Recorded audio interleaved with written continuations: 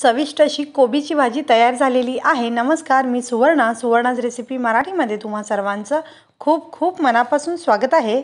तर आज आपण कोबी आणि मटार यांची चमचमीत आणि चविष्ट अशी भाजी बघणार आहोत। या पद्धतीने जर कोबीची भाजी बनवलात तर ज्यांना कोबी आवडत नाही तेही ही भाजी अगदी आवडीने खातील आणि सकाळच्या घाई गडबडीमध्ये अगदी 5 मिनिटात डब्यासाठी होणारी ही भाजी आहे।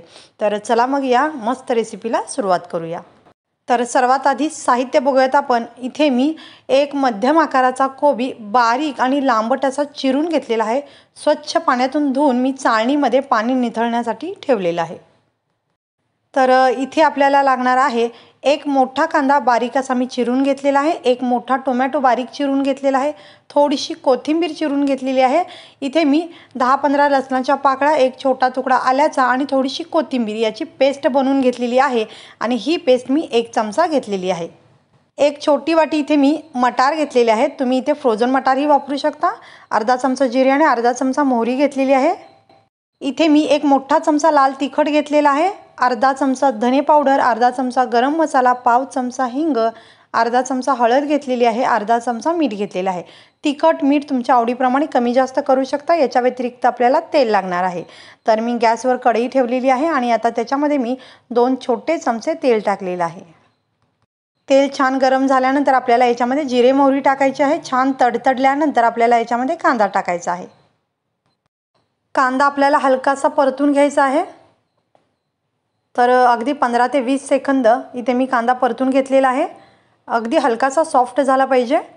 यानंतर मी याच्यामध्ये टोमॅटो टाकते आहे। टोमॅटो सुद्धा आपल्याला परतून घ्यायचा आहे। मध्यम गॅसवर मी कांदा आणि टोमॅटो थोडंसं परतून घेत आहे।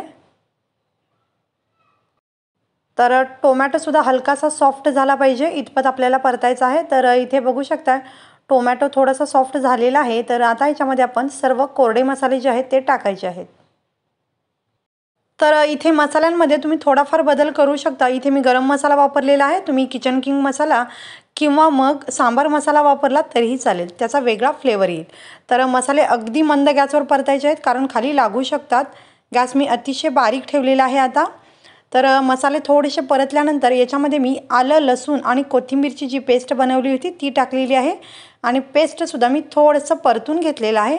आणि आता याच्यामध्ये मी मटार टाकते।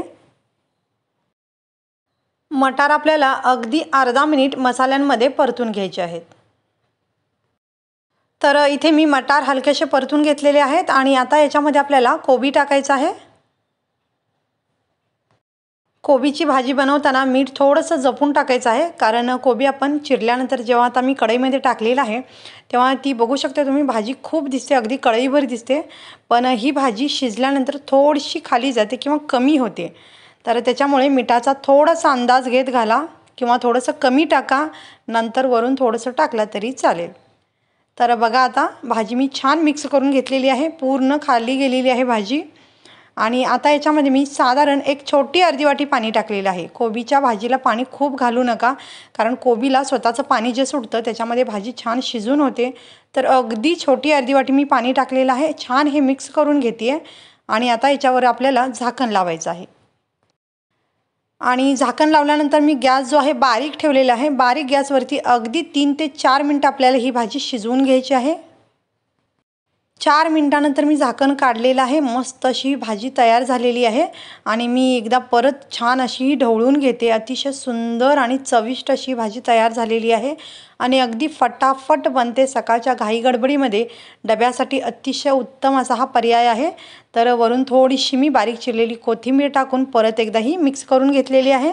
तर नेहमीची कोबीची भाजी जी बनवता त्यापेक्षा अशी थोडीशी वेगळ्या पद्धतीने जर भाजी बनवला तर न खाणारेही अगदी आवडीने खातील अशी ही कोबीची भाजी चवीला लागते। तर अतिशय सुंदर अशी भाजी तयार झालेली आहे। तर ही आता आपण एका डिशमध्ये काढून घेऊयात। खूप चविष्ट, चमचमीत आणि मसालेदार अशी कोबी मटार भाजी तयार झालेली आहे। जर या पद्धतीने तुम्ही भाजी बनवलात तर सर्वजण अगदी आवडीने खातील। तर हा व्हिडिओ तुम्हाला जर आवडला असेल तर व्हिडिओला लाईक करा, शेअर करा, चॅनलला सबस्क्राईब करून बेल आयकॉन जरूर दाबा। हा व्हिडिओ पाहिल्याबद्दल खूप खूप धन्यवाद।